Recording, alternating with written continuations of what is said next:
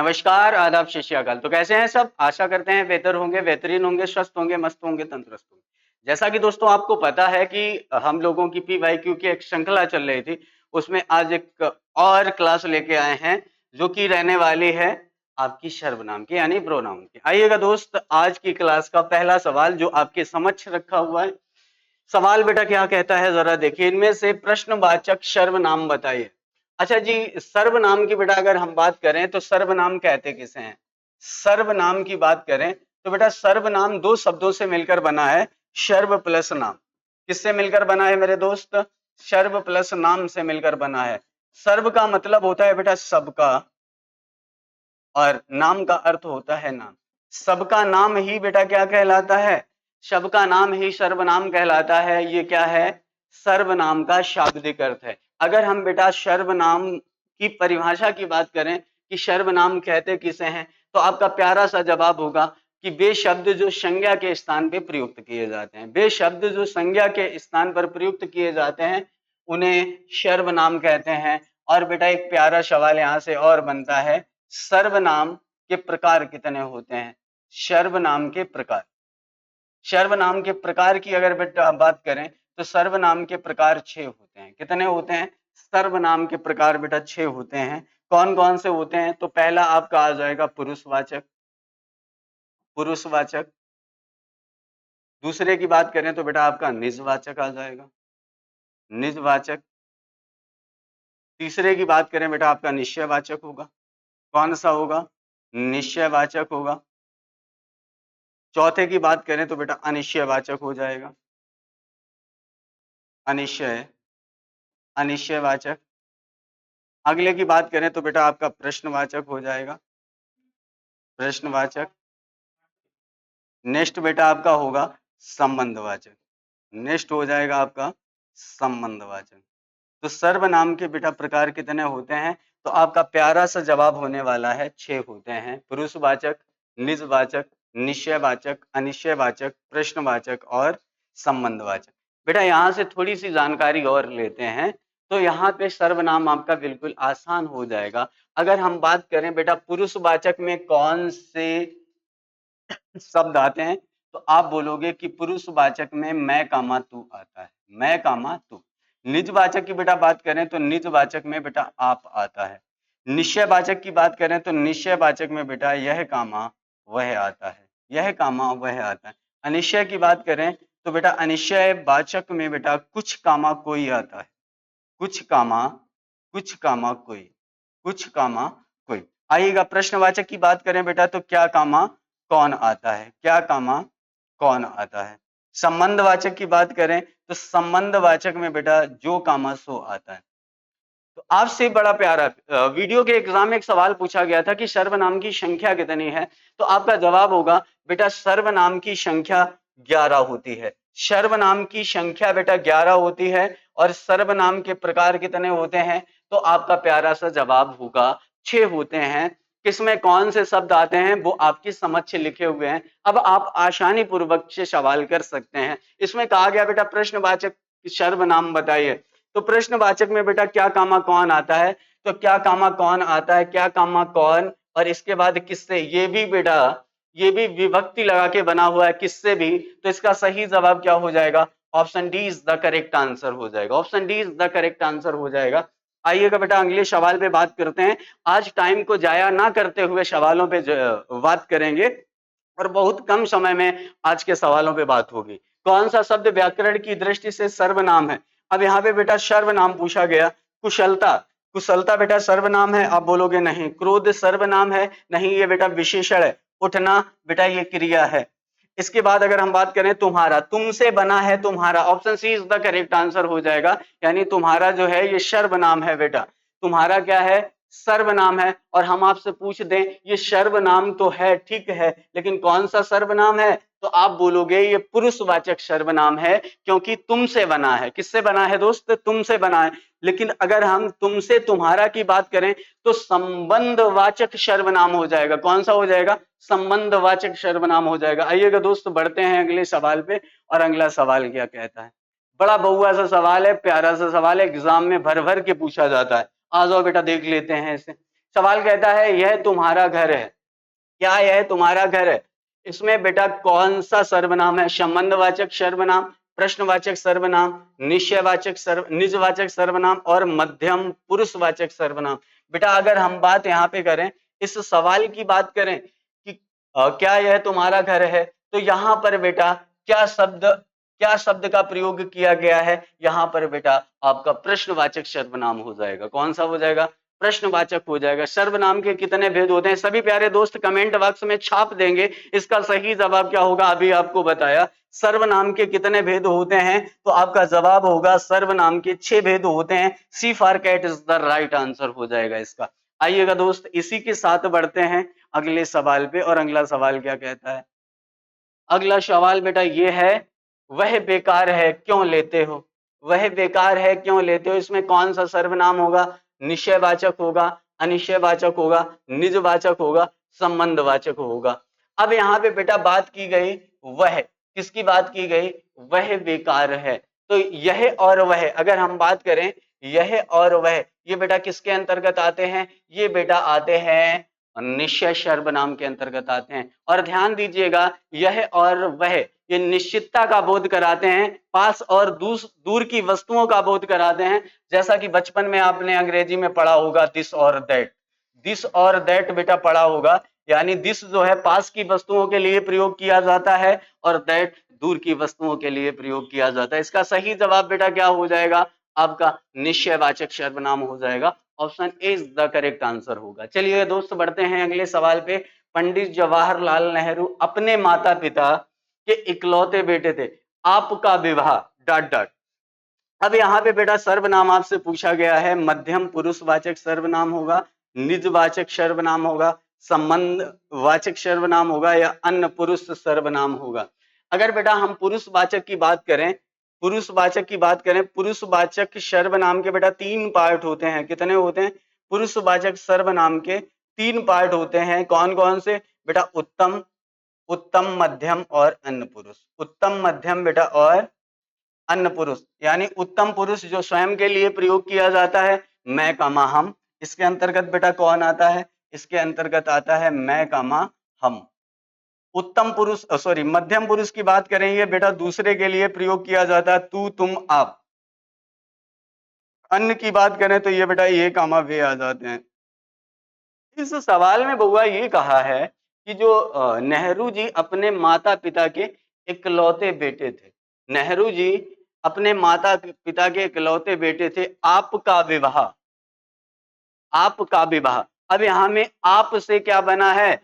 आपका बना है। और आप आता किसके अंतर्गत है? तो आप बोलोगे मध्यम पुरुष के अंतर्गत आता है। तो इसका सही जवाब क्या हो जाएगा? Option A is the correct answer हो जाएगा। कौन सा सही होगा बेटा? इसका ए इज द करेक्ट आंसर हो जाएगा। चलिएगा दोस्तों बढ़ते हैं अगले सवाल पे। मैं आशा करता हूं यहां तक बात आप भली भांति समझ पाए होंगे। अगला सवाल कहता है, आप यहाँ चले आइए, किसी ने आपको रोका नहीं। आप यहाँ चले आइए, किसी ने आपको रोका नहीं। यहाँ पर बेटा कौन सा होगा? आप यहाँ चले आइए। और आप यानी दूसरे व्यक्ति, सेकंड पर्सन के लिए बेटा बात की जा रही है। और जब दूसरे व्यक्ति के लिए बात की जाती है तो वहां पर मध्यम पुरुष होता है। कौन सा होता है? मध्यम पुरुष होता है। ऐसा क्या ऑप्शन है इसमें? निश्चयवाचक सर्वनाम, प्रश्नवाचक सर्वनाम, अनिश्चयवाचक सर्वनाम, संबंधवाचक सर्वनाम।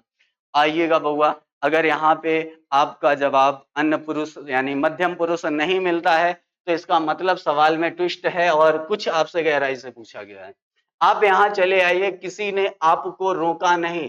किसी ने आपको रोका नहीं। यहां पर भी आप है बेटा, यहां पर आपको रोका नहीं। यहां पर दोनों में ही मध्यम पुरुष है, ऐसा ऑप्शन में नहीं है। इसके बाद बेटा क्या कहां पे चले जाएंगे? यहां पे चले जाएंगे। और ये बेटा यह से बना है यहां, इसका मतलब क्या हो जाएगा? आपका निश्चयवाचक हो जाएगा। Option A for Apple is the correct answer हो जाएगा। आप भला तो जग भला में ये उत्तर प्रदेश पुलिस में बेटा प्रश्न पूछा जा चुका है। आप भला तो जग भला में कौन सा सर्वनाम होगा? उत्तम पुरुष। आप बोलोगे नहीं। यानी अगर आप स्वयं भले हैं तो आपके लिए पूरा जग कैसा है? भला है, यानी यहाँ पे निजता की बात की जा रही है, तो कौन सा हो जाएगा? Option C is the correct answer हो जाएगा, यानी निजवाचक सर्वनाम। और निजवाचक सर्वनाम में बेटा शब्द कौन कौन से आते हैं? इसमें बेटा आप आता है, आप आता है, स्वयं आता है, स्वयं, और अपने आप आता है,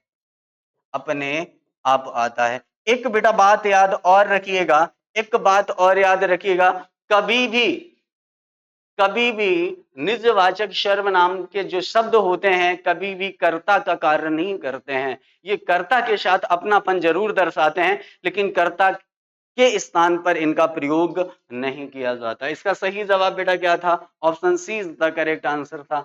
आइएगा अगले सवाल पे, और अगला सवाल क्या है? अगला सवाल बेटा क्या कहता है?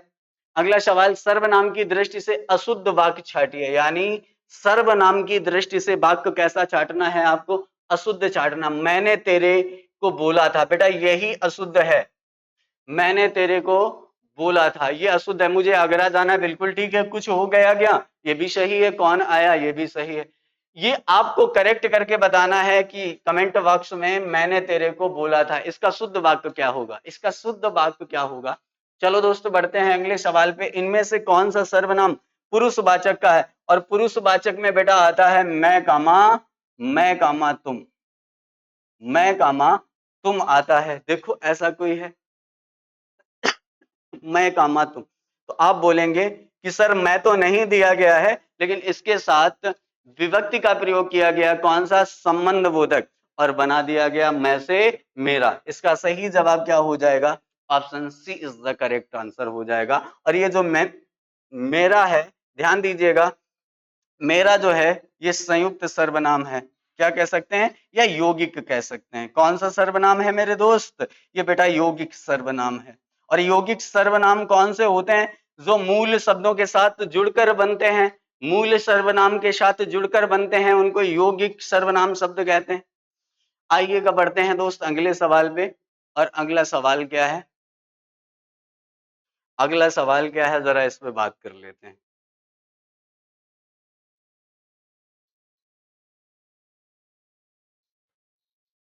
अगले सवाल पे दोस्त बात कर लेते हैं।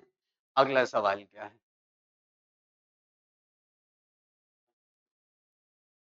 ये 10 हो गया था, चलिएगा बउआ 11 नंबर पे आते हैं। और 11 नंबर क्या कहता है? 11 नंबर क्या कहता है? तुम्हें क्या चाहिए? रेखांकित सर्वनाम का भेद है, तुम्हें क्या चाहिए? निजवाचक, प्रश्नवाचक, संबंधवाचक और निश्चयवाचक। तुम्हें क्या चाहिए? बेटा यहाँ पर ध्यान दीजिएगा, वैसे तुम्हें की अगर हम बात करें, तुम तो आ जाता है बउआ ये पुरुषवाचक में, लेकिन यहाँ पे इसकी बात ही नहीं की जा रही है। किसकी बात की गई है?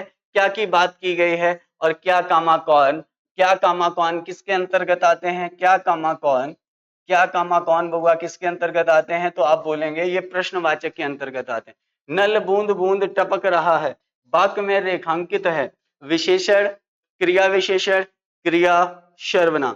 अब यहाँ पे बेटा रेखांकित तो दिया नहीं गया है, सारे पार्ट को अलग अलग बता देते हैं। अगर हम बेटा नल की बात करें, तो नल जो है ये आपकी नाउन हो जाएगी, यानी संज्ञा हो जाएगी। ये क्या नल क्या हो जाएगा बउआ? ये संज्ञा हो जाएगा। ठीक है। अब हम कहें बूंद बूंद, बूंद बूंद की बात करें, तो ये बेटा क्रिया विशेषण हो जाएगा। क्या हो जाएगा मेरे दोस्त? ये बेटा क्रिया विशेषण हो जाएगा, क्रिया विशेषण हो जाएगा। ठीक है ना। इसके बाद अगर हम कहें टपक रहा है, टपकना बेटा ये क्रिया है, टपकना ये वर्ब है दोस्त। अब यहाँ पे आपसे है की बात करें तो ये सहायक क्रिया हो गई। आपसे यहाँ पे रेखांकित नहीं दिया गया, तो आप अपने अकॉर्डिंग से देख सकते हैं। नल आपका संज्ञा है, बूंद बूंद आपका क्रिया विशेषण है, और टपकना आपका क्या है? क्रिया है। कहीं पे अंडरलाइन लगा के अगर मैंने बूंद बूंद पे लगा दिया, तो बेटा ये option C is the correct answer हो जाएगा। कौन सा हो जाएगा? तो ये सी एकदम परफेक्ट आंसर हो जाएगा, क्रिया विशेषण। चलिएगा बढ़ते हैं इसी के साथ अगले सवाल पे।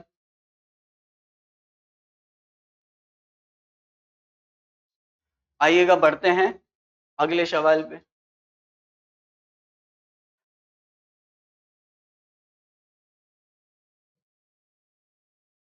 अगला सवाल क्या कहता है? अगला सवाल क्या कहता है, जरा देखिएगा। निजवाचक सर्वनाम का प्रयोग किस वाक्य में हुआ है? निजवाचक सर्वनाम का प्रयोग किस वाक्य में हुआ? यह मेरी निजी पुस्तक है, ठीक है। आज अपनापन कहाँ है? अपनों से क्या छिपाना, आप भला तो जग भला। बेटा इसका सही जवाब क्या हो जाएगा? Option D is the correct answer हो जाएगा। आप भला तो जग भला निजवाचक सर्वनाम हो जाएगा। चलिए अगला सवाल है, शिव का विशेषण क्या होगा? शिव का विशेषण क्या होगा? शिवेश होगा, शैव होगा, शंकर होगा, सहल होगा। अगर हम शिव के विशेषण की बात करें तो बेटा शिव का विशेषण शैव होता है। Option C for cat is the right answer हो जाएगा। कौन सा सही जवाब होगा बउआ? इसका सी एकदम परफेक्ट जवाब हो जाएगा। अगला सवाल क्या है? अगला सवाल कहता है निम्नलिखित वाक्यों में से किस वाक्य में सर्वनाम का अशुद्ध प्रयोग? वह स्वयं यहाँ नहीं आना चाहते, ठीक है। आपके आग्रह पर मैं दिल्ली जा सकता हूं, ठीक है। मैं तेरे को, यहां पर बेटा मैं तेरे को नहीं होगा, ये वाला अशुद्ध हो जाएगा। मैं तेरे को एक घड़ी दूंगा, यहाँ पे ये कह सकते थे मैं तुम्हें एक घड़ी दूंगा, वाक्य शुद्ध हो जाता। अगला क्या है? मुझे किस प्रकार का सर्वनाम है? ये भाई साहब मैं से बना है मुझे, किससे बना है? मैं से बना है मुझे, और मैं आता किस में है? उत्तम पुरुष में आता है। मैं कामा हम किस में आता है? उत्तम पुरुष में आता है। तो इसका सही जवाब option A is the correct answer हो जाएगा। चलिएगा दोस्त बढ़ते हैं अगले सवाल पे। और अगला सवाल क्या है? निजवाचक सर्वनाम कौन सा है? निजवाचक सर्वनाम कौन सा है? निजवाचक नहीं, निश्चयवाचक। क्या प्रश्नवाचक है? कुछ अनिश्चयवाचक है। और कौन प्रश्नवाचक है? इसका सही जवाब ऑप्शन डी हो जाएगा। यह कामा वह निश्चयवाचक सर्वनाम के शब्द होते हैं। यह कामा वह निश्चयवाचक सर्वनाम के शब्द होते हैं। अगला सवाल, इनमें से अनिश्चयवाचक सर्वनाम कौन से हैं? अनिश्चयवाचक की बात करें बेटा, कुछ कामा कोई होता है। इनके शब्द कौन से होते हैं? कुछ कामा कोई होता है। इसका सही जवाब कौन सा होगा? Option C for cat is the right answer हो जाएगा। कौन सा सही होगा? सी वाला एकदम परफेक्ट हो जाएगा। आइएगा दोस्तों बढ़ते हैं अगले सवाल पे। यह घोड़ा अच्छा है, यह घोड़ा कैसा है? अच्छा है। इस वाक्य में यह क्या है? तो आप बोलेंगे यह सर्वनाम है। यह क्या है? सर्वनाम है। चलो भाई ऑप्शन कौन सा सही हो जाएगा? आहा, सवाल में ट्विस्ट है। आइएगा, यह को जज ऐसे नहीं करेंगे, जरा ऑप्शन भी देख लीजिएगा। जरा समझो बात को कि यहाँ पे कहा गया यह घोड़ा अच्छा है। घोड़ा क्या है? घोड़ा क्या है? ये बेटा संज्ञा है, और अगर संज्ञा से पहले सर्वनाम आ जाता है तो वहां पर सार्वनामिक विशेषण हो जाता है मेरे दोस्त। कौन सा हो जाता है? सार्वनामिक विशेषण हो जाता है। तो इसका सही जवाब option D is the correct answer हो जाएगा। यह घोड़ा अच्छा है, इसका मतलब यहां पर सार्वनामिक विशेषण होगा। चलो भाई अगला सवाल क्या है? अगला सवाल है संबंधवाचक सर्वनाम बताइए। संबंधवाचक सर्वनाम बताइए। और संबंधवाचक सर्वनाम में बेटा जो शब्द आते हैं जो कामा सो, जो कामा सो, जरा बताओ इसमें कौन सा होगा? तो option C is the correct answer होगा। एकदम सिंपल सा बिंदु है बच्चा। अगर हम प्रोनाउन की बात करें, सर्वनाम की बात करें, तो इसमें क्या है बच्चा? ध्यान देना है आपको कि सिर्फ इसके जो प्रकार हैं और प्रकार के साथ अगर सर्वनाम शब्द 11 हैं, इनको आपने ध्यान पूर्वक पढ़ लिया है तो एकदम सारे सर्वनाम शब्द जो हैं, प्रकार जो हैं और जो सेंटेंस हैं एकदम बहुआ आसानी तरीके से आप कर सकते हैं। तो बच्चा आज की क्लास में बच्चा इतना ही रखते हैं। मैं आशा करता हूं ये सारे बिंदु आपको भली भांति समझ में आए होंगे। मिलते हैं नेक्स्ट क्लास में, तब तक के लिए सभी को जय हिंद, वंदे मातरम।